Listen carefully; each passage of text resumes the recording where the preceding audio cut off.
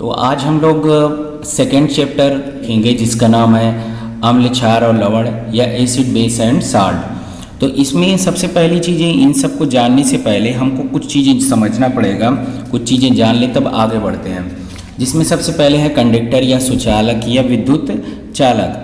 तो वे पदार्थ जो विद्युत धारा या इलेक्ट्रिक करंट का संचालन करते हैं तो उसे क्या कहते हैं, कंडक्टर कहेंगे या विद्युत सुचालक कहेंगे या फिर विद्युत चालक कहेंगे। सभी धातुएं जितनी भी होती हैं वो कंडक्टर होती हैं। एसिड जो होगा वो भी, और ग्रेफाइट भी। एक चीज़ जान लीजिएगा, ग्रेफाइट अधातु है लेकिन वो भी सुचालक है।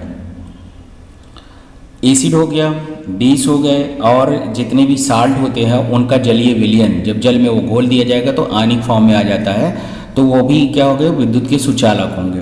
अब सुचालक को जो है दो पार्ट में डिवाइड कर दिया गया है। दो पार्ट में कौन कौन से हैं, धात्विक चालक जिसको कहते हैं मेटेलिक कंडक्टर, और दूसरा है इलेक्ट्रोलाइट्स। धात्विक, पहले देखिए धात्विक चालक। धात्विक चालक वे पदार्थ होते हैं जो विद्युत धारा के प्रवाह से अपघटित नहीं होते और न ही उनमें कोई रासायनिक परिवर्तन होता है। समझ गए कि नहीं? फिर से देख लीजिए, एक बार फिर से देख लीजिए। धात्विक चालक वे पदार्थ होते हैं जो विद्युत धारा प्रवाहित अगर इनमें की जाए तो वो अपघटित नहीं होंगे। जैसे लोहा, अगर लोहे में विद्युत धारा प्रवाहित की जाती है तो वो टूटता नहीं है, वो लोहा का लोहा ही रहता है, या एफी का एफी रहेगा। कापर है, आयरन है और एजी है, जिसमें भी करंट फ्लो किया जाए तो वो अपनी मूल प्रकृति को नहीं छोड़ता और उसमें कोई केमिकल चेंजेस भी नहीं होते, कोई रासायनिक परिवर्तन उसमें नहीं होगा। तो इसमें ग्रेफाइट भी आता है, ग्रेफाइट भी आता है, धातुएं जितनी भी हैं, मिश्र धातुएं हैं, ये सारी चीज़ें आती हैं। इसमें रासायनिक परिवर्तन नहीं होगा और ये अपघटित नहीं होंगे विद्युत धारा को प्रवाहित करने पर। दूसरी चीज़ें यहाँ पर है, अगला देखिए, विद्युत अपघट इलेक्ट्रोलाइट्स वे पदार्थ होते हैं या वे यौगिक होते हैं जिनका जलीय विलयन विद्युत सुचालक होता है। अब यहाँ पे एसिड अगर देखा जाए तो एसिड में भी आप देखोगे, अगर एसिड में देखेंगे तो एसिड क्या होता है, HCl एसिड है। इसको जब तोड़ोगे तो ये आयन में कन्वर्ट हो जाएगा।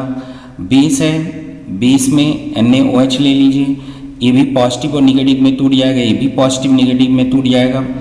और इसी तरीके से साल्ट ले लीजिए एक, NaCl, ये भी पॉजिटिव और निगेटिव में टूट जाएगा। तो इसमें से ये एसिड हो गया, ये बेस हो गया, ये साल्ट हो गया। थोड़ा सा मैंने बता दिया एक एक, ये तो सब लोग जानते होंगे। तो इसको पानी में जब भी इसका जलीय विलयन बनाया जाएगा तो ये आयनिक हो जाते हैं।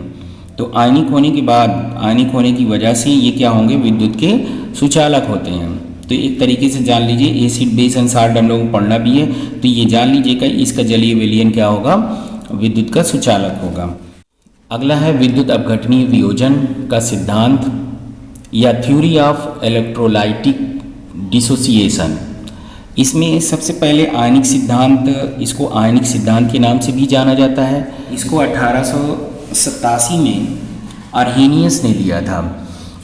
इन्होंने सिद्धांत में क्या बताने की कोशिश की, इस सिद्धांत की ज़रूरत क्या पड़ी कि विलयन की, विद्युत अपघट्य के जो विलयन बनाए जाते हैं उनका गुण क्या है, उनके गुणों की व्याख्या करने के लिए ये सिद्धांत दिया था। तो सबसे पहले इस सिद्धांत के अनुसार ये बताया गया कि जितने भी विद्युत अपघट्य पदार्थ हैं अगर वो जलीय विलयन में उनका जलीय विलयन बनाया जाए तो वो दो आयनों में टूट जाते हैं। क्या होंगे, वो दो आयन में टूट जाएंगे। एक केटायन होगा और एक आयन, एनायन, जिसको धनायन और ऋणायन भी कहते हैं। तो ये हो गया केटायन और एक हो गया ऋणायन, मतलब एक इलेक्ट्रॉन को देगा और इलेक्ट्रॉन को लेगा। उसकी बात तो आप लोग बाद में करेंगे। और ये फिर इसमें भी कन्वर्ट हो सकते हैं, उत्क्रमणीय अभिक्रियाएं हैं, क्योंकि वियोजन यहाँ पे लिखा हुआ है। वियोजन मैंने पहले ही इसके पहले वीडियो जो बनाई थी उसमें मैंने बताया था कि वियोजन क्या होता है।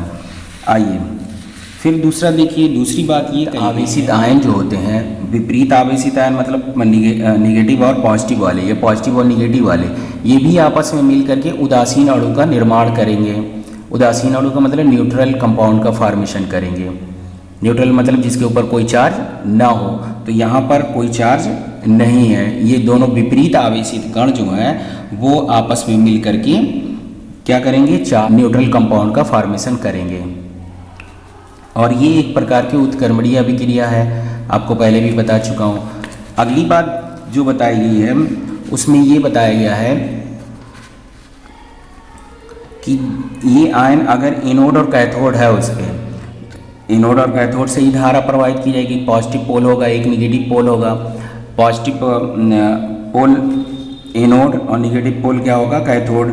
तो जो आयन तैयार होंगे, अभी आपने पढ़ा कि जितने भी विद्युत अपघट्य पदार्थ होते हैं अगर जल में डाले जाएं तो वो पॉजिटिव और निगेटिव आयन में टूट जाते हैं। तो यहाँ पे क्या बताया जा रहा है कि पॉजिटिव और निगेटिव आयन जो होंगे, पॉजिटिव आयन कैथोड की तरफ चला जाएगा और एनोड की तरफ निगेटिव आयन चला जाएगा।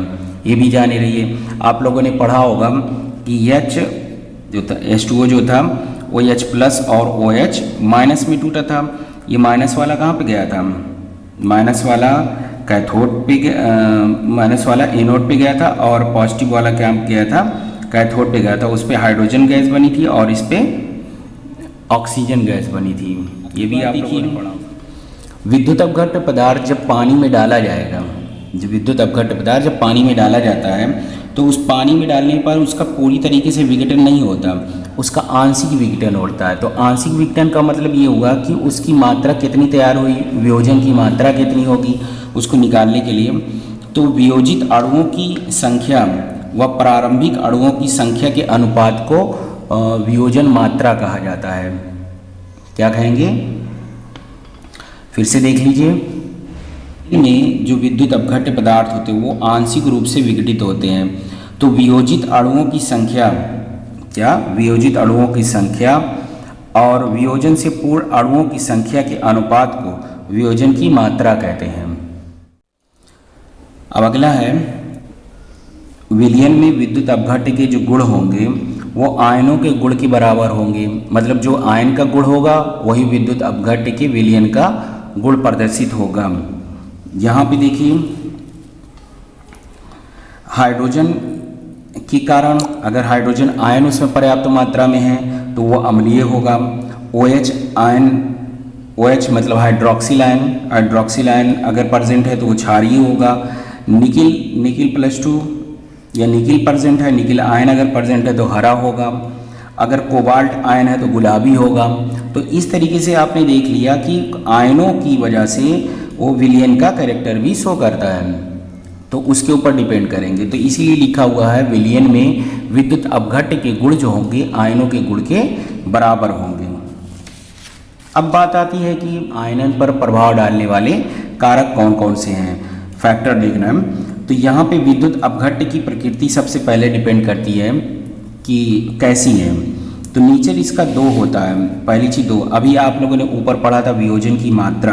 तो वियोजन की मात्रा अगर लगभग 1 है, वियोजन की मात्रा लगभग 1 है, मतलब वियोजित अणुओं की संख्या, मतलब क्या है, वियोजित अणुओं की संख्या और वियोजन से पूर्व अणुओं की संख्या का अनुपात अगर 1 आता है, अगर 1 आता है तो वो क्या कहलाएंगे,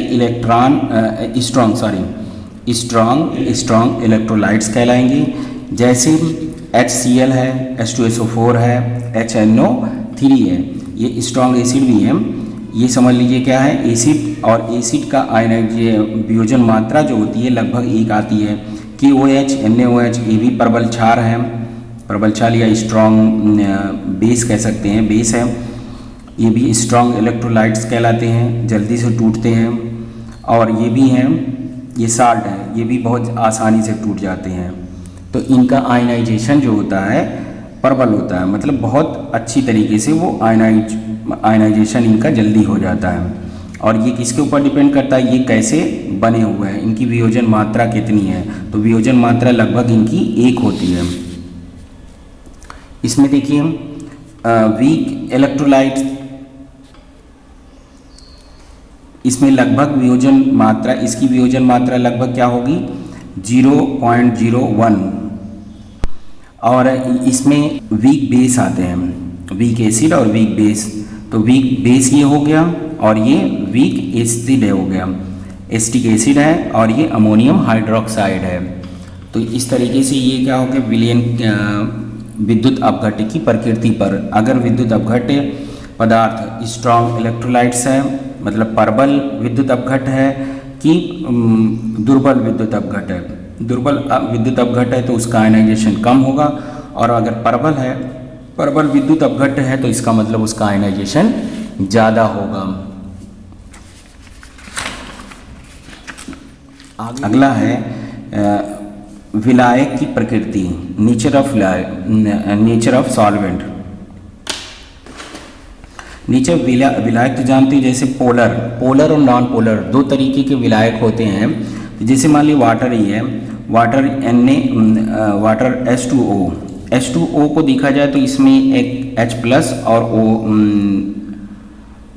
OH+ ये बॉन्डिंग जो बनती है इस पे -2 ये होता है अगर इसका स्ट्रक्चर बनाया जाए। तो इसमें आप देखोगे दो पोल, एक पॉजिटिव पोल होता है और एक निगेटिव पोल होता है। तो पॉजिटिव और निगेटिव पोल होने की वजह से जब इसमें NaCl डाला जाता है तो इसके विपरीत ध्रुवों की तरफ ये अट्रैक्ट भी हो जाते हैं, तो इनका आयनाइजेशन जल्दी हो जाता है। अगर ऑयल में डाला जाए तो ऑयल में पोल नहीं बनते, मतलब निगेटिव और पॉजिटिव पोल नहीं रहेंगे, तो इसलिए नमक उसमें जल्दी गलता नहीं है। तो इसके आयनाइजेशन का डिपेंड किसके ऊपर करता है? विलायक की प्रकृति। अगर ये पोलर है मतलब ध्रुवीय विलायक है तो उसमें जल्दी आयनाइजेशन होगा, और अगर अध्रुवीय विलायक है तो उसमें आयनाइजेशन देर से होगा। ताप देखिए, टेम्परेचर बढ़ाने पर मोस्टली क्या होता है कि टेम्परेचर अगर बढ़ाया जाए तो अणुओं की गतिज ऊर्जा बढ़ जाती है और उसकी आयनन की मात्रा भी बढ़ जाती है। वैसे नमक के ऊपर, नमक पानी में घोलने पर उस पर कोई इफेक्ट ज़्यादा ताप का नहीं पड़ता, क्योंकि वो पोलर है। वाटर क्या है, विलायक क्या है, पोलर है। तो पोलर में जब नमक डालोगे तो वो स्ट्रॉन्ग इलेक्ट्रोलाइट्स भी है, मतलब प्रबल विद्युत अपघट भी है, तो आसानी से क्या होता है, अट्रैक्ट हो जाता है पॉजिटिव और निगेटिव की तरफ, अट्रैक्ट होकर के वो टूट जाएगा। जबकि चीनी का पानी में घुलना ताप के ऊपर ज़्यादा डिपेंड करता है, क्योंकि वो नॉन पोलर है। चीनी क्या है, नॉन पोलर है। अब नॉन पोलर होने की वजह से और उसको पोलर वाले में डाला जा रहा है तो वो अट्रैक्ट ही नहीं होगी। तब उसके ऊपर किसके आयनाइजेशन के ऊपर किसके ऊपर डिपेंड करेगा, उसका आयनाइजेशन किसके ऊपर डिपेंड करेगा, ताप के ऊपर। ताप जैसे जैसे बढ़ाओगे तो उसका घुलना और तेजी होगा। फिलहाल बहुत से ऐसे कंपाउंड है जिसकी टेम्परेचर बढ़ाओगे तो उसका आयनाइजेशन बढ़ेगा। सिंपल से जान लीजिए, टेम्परेचर बढ़ाने पर आयनाइजेशन की मात्रा, आयनन की मात्रा बढ़ती है। तनुतक मतलब पानी का बढ़ाना। अगर आप नमक घोल रहे हो, थोड़ा सा पानी है और उसमें नमक आपने डाल दिया तो उसमें क्या होगा, देर से घुलेगा नमक। और अगर हम लोग पानी की मात्रा हम लोग धीरे धीरे बढ़ाते चले जाए तो उसमें क्या होगा, नमक जल्दी घुल जाएगा।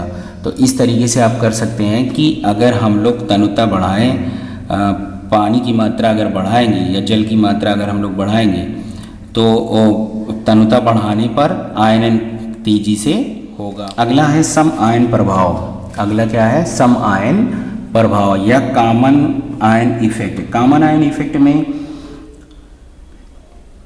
जैसे यहाँ पे दो कंपाउंड दिए गए हैं, यहाँ पे दो कंपाउंड अमोनियम क्लोराइड है और अमोनियम हाइड्रोक्साइड है।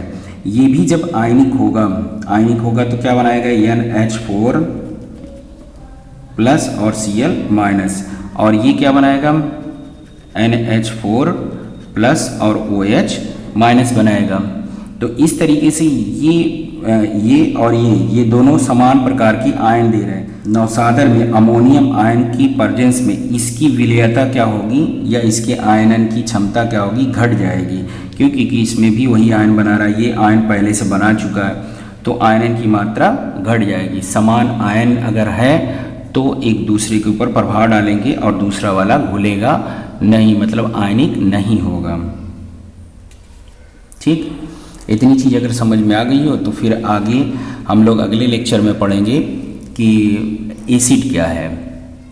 एसिड और बेस के बारे में हम लोग समझेंगे और एसिड के कैरेक्टर समझेंगे, एसिड क्या होता है, किसके अनुसार, सबके अनुसार बताया जाएगा। Thank you so much.